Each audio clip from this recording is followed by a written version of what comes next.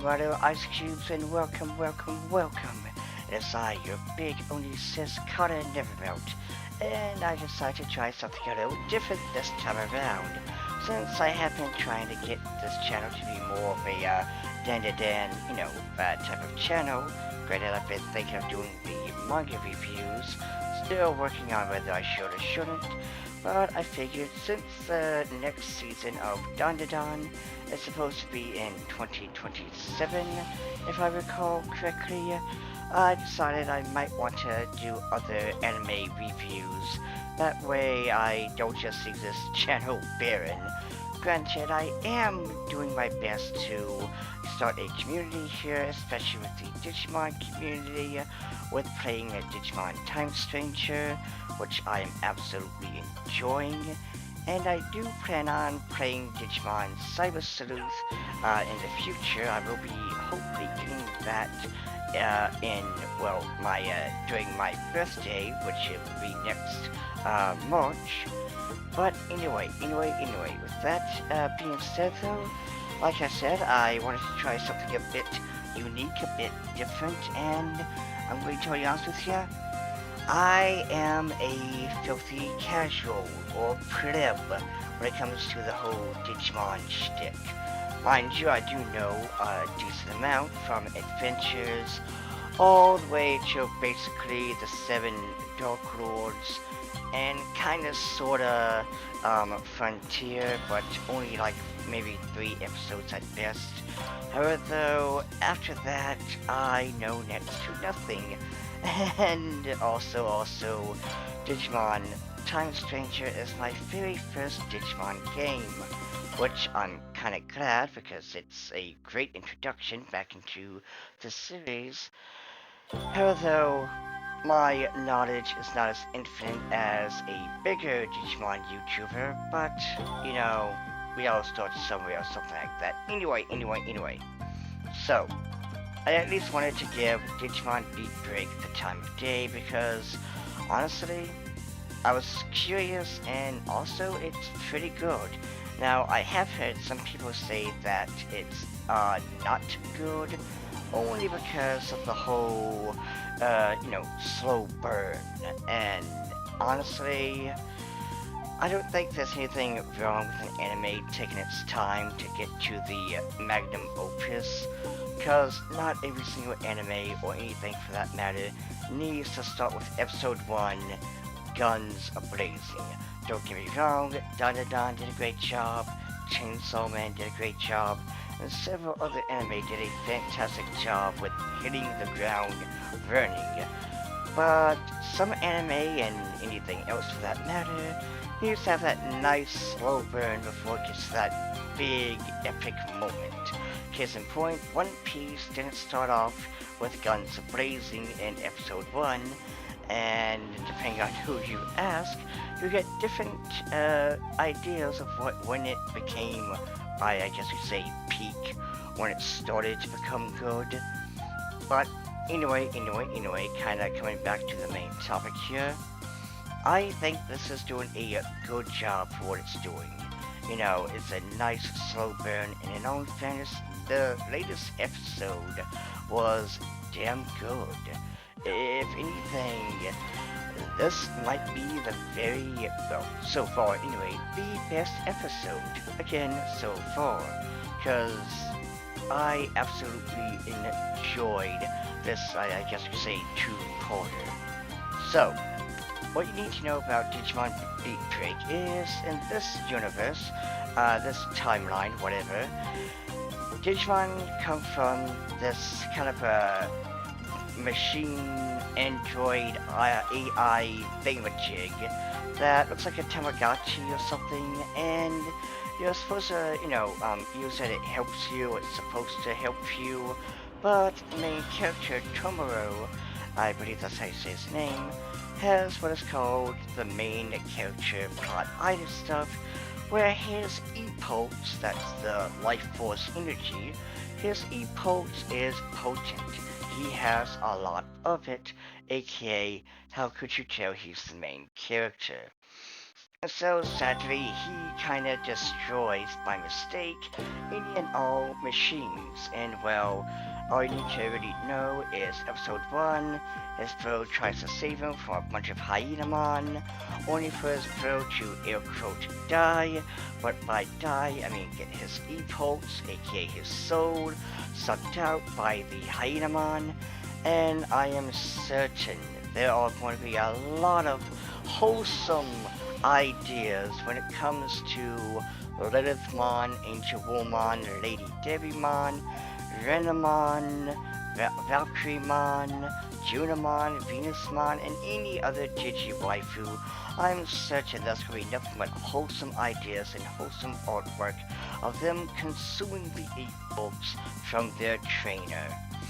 And by wholesome, I mean, well, it's obvious. It is so obvious. But anyway, I digress.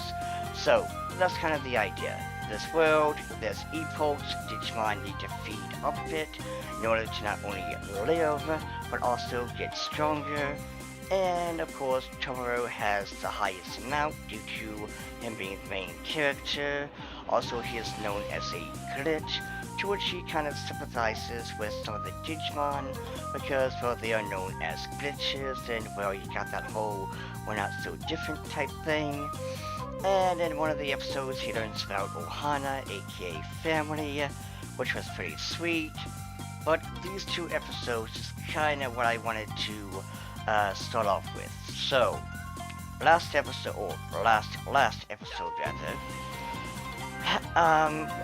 Tomoro and Gekomon find themselves in this basically one-horse town that refuses to change due to big money, wants to get rid of it and make it into a parking lot, but of course the head honcho who runs the place says no, and is protected by Pandamon, and I absolutely love Pandamon here. Now, the thing that I really enjoyed about these two episodes is how Gekomon, who, mind you, let's just say what it is, he's a dumbass, okay? His IQ is room temperature. He is your typical classic dumbass hero, dumbass protag, and he is only motivated by food, which is hilarious because in the episode, a bad guy causes a woman to drop a piece of food, and Gekomon smokes him, not because he was attacking a woman, but because he wasted good food, so he's kind of got that Sanji thing going on, if you will. But anywho, so basically this town is being attacked by Yakuza, and they got a Digimon, Ostamon. Mind you, they also have like another Digimon, Kankermon something. I forgot his name. Again, I do apologize. I don't remember every single, itty bitty Digimon. If it's any condolation, I also don't remember like the brand spanking new Digimon. I mean, not Digimon, Pokemon. But anywho, I digress. So it turns out that the, Kankermon, I believe that's his name, the, forklift or whatever Digimon was nothing more but a, basically a distraction, if you will, because Ostamon was the real threat. But during this time, before the big event, Pandamon asked Gekomon if he would like to be brothers, basically, if he would like to be family. However, though, at first Gekomon wasn't for it due to he thought sharing meant sharing half and half of food, but Pandamon reassured him saying no, basically it's, sharing, but also, giving a lot back, bonding, things like that, and it was very, very wholesome, very, very sweet. Again, I absolutely enjoyed it, but this episode, we start with guns a-blazing. Pun intended, because, well, in technicality, we see Ostamon, who I also want to say is one of the coolest Digimon. His design is absolutely hella cool. And also, if I'm not mistaken, I've seen someone posted that the voice actor for this Astamon is the same voice actor of the Japanese voice actor, mind you, of course, for Belzamon. I'm not sure if it matters which one, like in Tamers or Fusion, but yeah. So that's pretty cool. Basically, Belzamon is one of my favorite Digimon. His design is absolutely cool as hell, but that's beside the point. Anywho. So again, Pandamon is protecting Gekomon, and he is badly damaged. Now, of course, his the boss, the father figure, is he sees this, and it's like, hey, listen, Mr. Yakuza guy, you can beat the shit out of me, but leave everyone else alone. However, the Yakuza guy's like, nah, fam, I don't care. I'm gonna beat the shit out of you, but I still want what I want. So, you still got this very scummy thing, and the scene where, he's, the boss, he's beaten, he's laying in bed, Pandamon's planning on going to smoke his ass with the boss, like, hey, no, revenge is not cool, we don't do that here, and Pandamon is conflicted. And even Tomoro has, he sees his brother in the boss, basically, where it's like, hey, you're fighting to protect those you love. Why the hell are you doing that? Why not just let him, go smoke? And, of course, Pandamon has to make a very hard decision. Gekomon is talking to him about, the whole, why not, just say screw the rules, go, kick the Yakuza's ass. But Pandamon's like, nah, man, nah.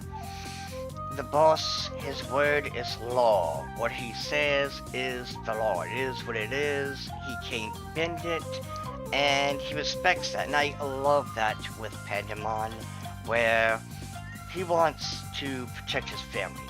However, he respects the boss more than, getting revenge, basically.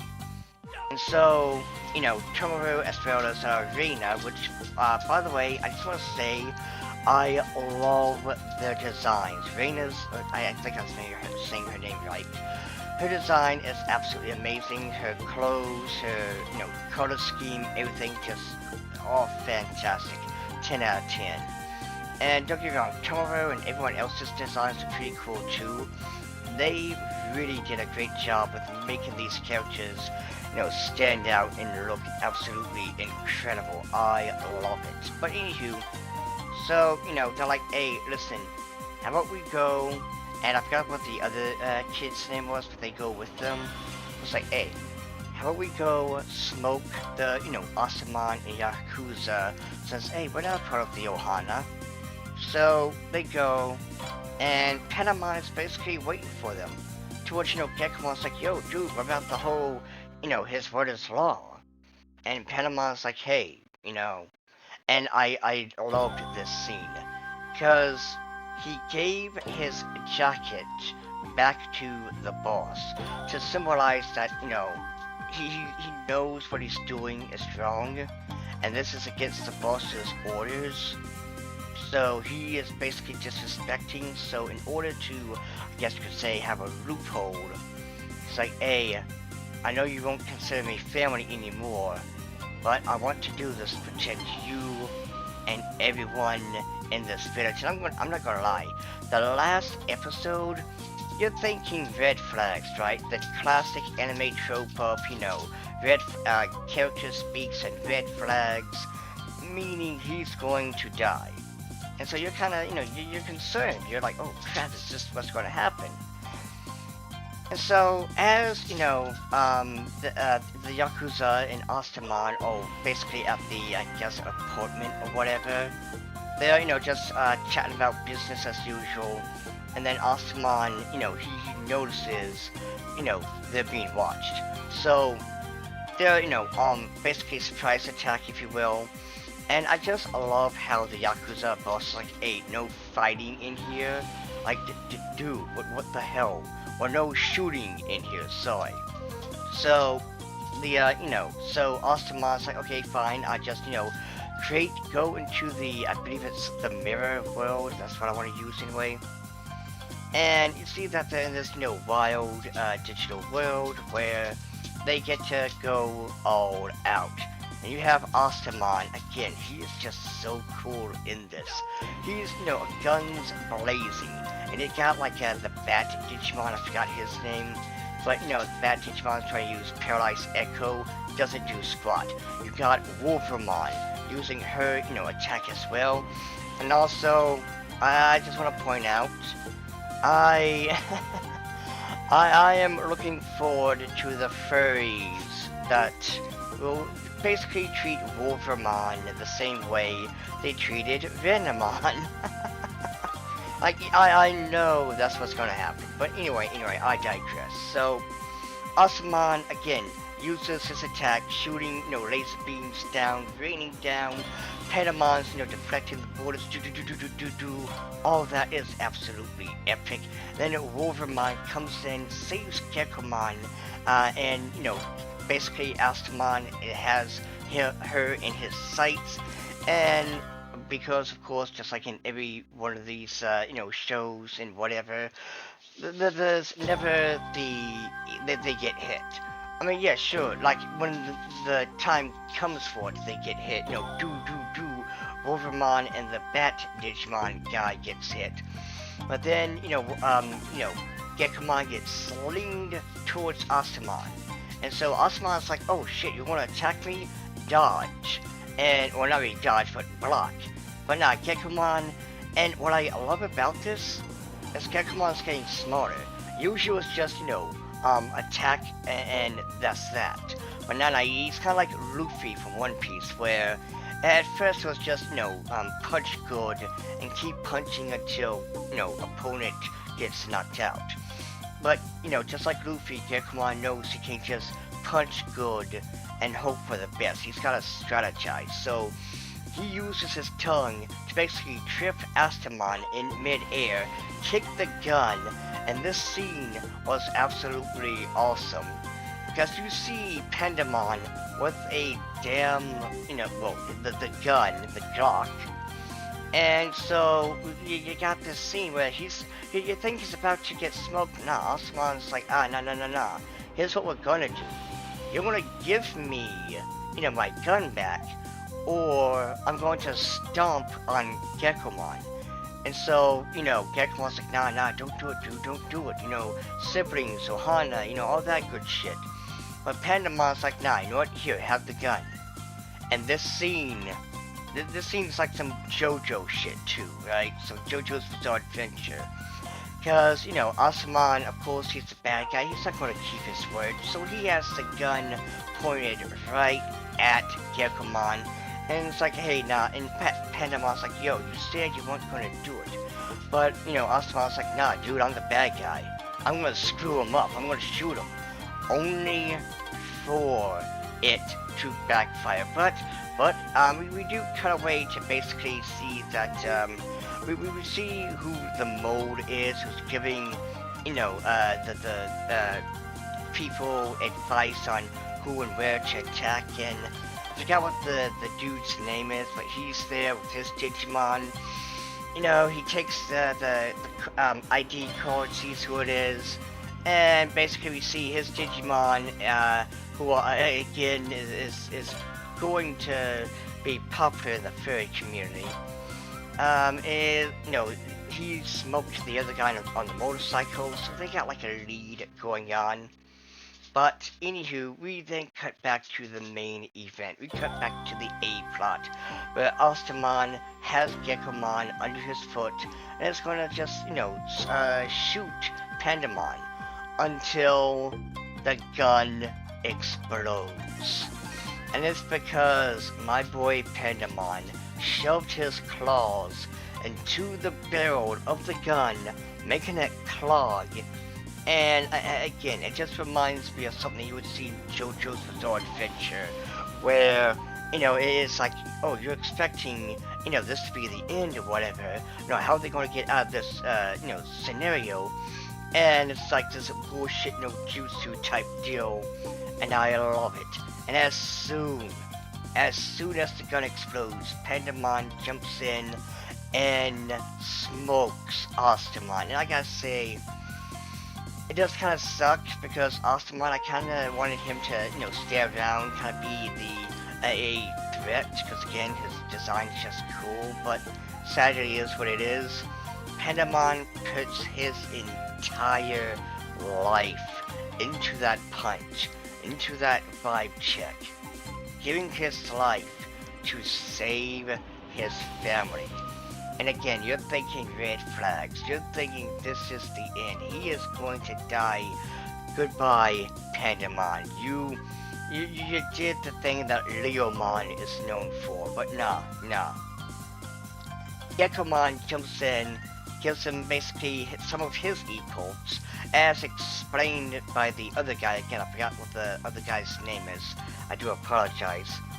But, Gekomon gives Pandamon some of his e-cults to live, and it cuts back to the whole, family. We're siblings, we're Ohana, we share, and I absolutely enjoyed it. I absolutely loved this, scene. Plus, again, I think this right here is kind of, I don't want to say the magnum opus. I didn't want to say that, but I will say that it is a 10 out of 10 episode. Yeah, sure, some of the other episodes are either 5, 6, 7, 8, but this episode, in my opinion, was a 10. Because, we get the resolve, we get the whole, Ohana sibling thing, and we get to see Gekomon kinda, evolve a little bit. Sadly, not the other kind of evolve that everyone on Twitter was hoping for, but he got to evolve at least in the sense of, more strategic, but not being selfish or inconsiderate. Granted, that kind of goes out the window due to in the end, Tomorrow shares a snack with him, half of it, only for, Gekomon to basically just eat all of it, and haha, shenanigans ensues. That's how it, leaves off. But this episode was incredible.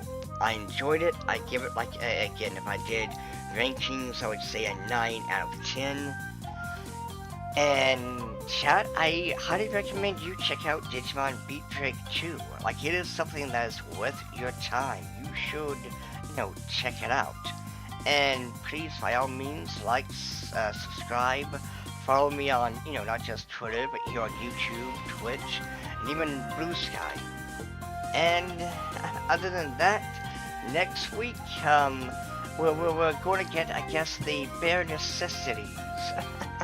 So, thank you all for coming, and I will see you out next time, and let me know how well you enjoyed this, and what other videos you might want to see. Okay, bye!